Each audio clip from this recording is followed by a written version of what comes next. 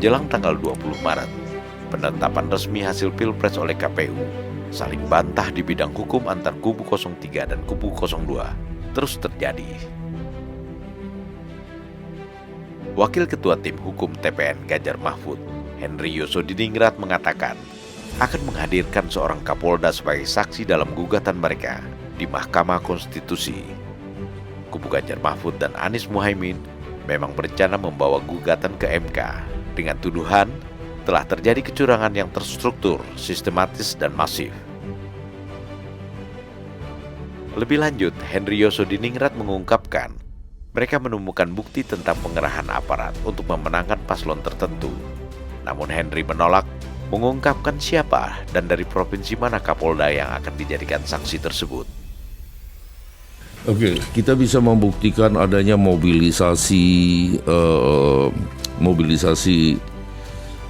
bukan massa ya, mobilisasi kekuasaan ya, mulai mengerahkan aparatur negara ya, mulai dari intimidasi yang dilakukan oleh Polres dan sampai ke Polsek dan sebagainya ya.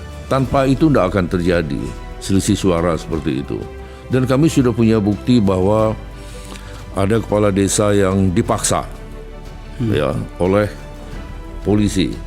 Kami juga punya bukti bahwa ada warga masyarakat yang mau memilih ini tapi diarahkan untuk memilih yang lain. Kami punya bukti semua. Ya, dan mungkin nanti akan ada Kapolda yang akan kami ajukan gitu. Oh. Ya. Boleh tahu di mana? Nanti aja. Nanti aja ya. Ketua Tim Hukum TKN Prabowo Gibran, Yusril Izzah Mahendra mengatakan, jika benar Kapolda itu akan dijadikan saksi, maka kesaksian Kapolda itu hanya sebatas wilayah kerja yang bersangkutan. Jadi sama sekali tidak dapat membatalkan kemenangan Prabowo Gibran di banyak provinsi lainnya. Data KPU per hari Jumat 15 Maret, Prabowo Gibran telah unggul di lebih dari setengah jumlah provinsi yang ikut pemilu. Kalau sekiranya ini sidang benar-benar terjadi, ya kita nggak terlalu khawatir. Karena skup ruang lingkup Kapolda kan bisa dibuktikan. Ini kan wilayah Indonesia ini kan terdiri atas 39 provinsi kan. Harus menang itu kan setengah provinsi plus 1. Kapolda itu kan hanya di satu provinsi. Kalau dia mengungkapkan terjadinya penipuan segala macam pengerahan massa di tempat yang dia sendiri menjadi Kapolda, apa bisa menggugurkan 39 provinsi yang lain? Artinya dia memang punya batasan wilayah kekuasaan dia itu ya sebagai Polda kan, itu ya, Prof. Untuk bisa mengatakan PSN terstruktur kan masif dan sistematik.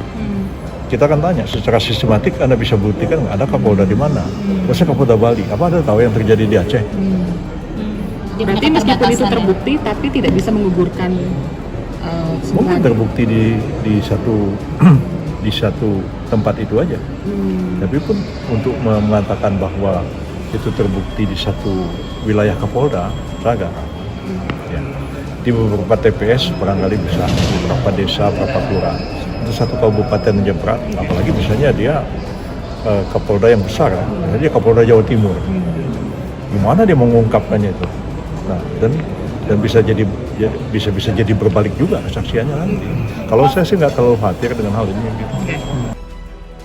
Sesuai dengan mekanisme gugatan hukum atas dugaan kecurangan pemilu, KPU akan memberi waktu 3 hari setelah pengumuman resmi hasil perolehan suara bagi kontestan untuk mengajukan gugatan.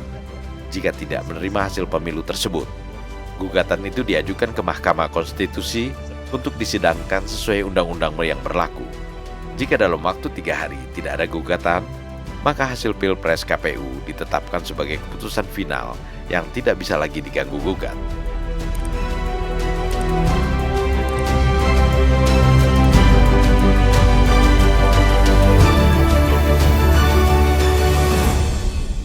Prabowo Gibran, Man of Our Time.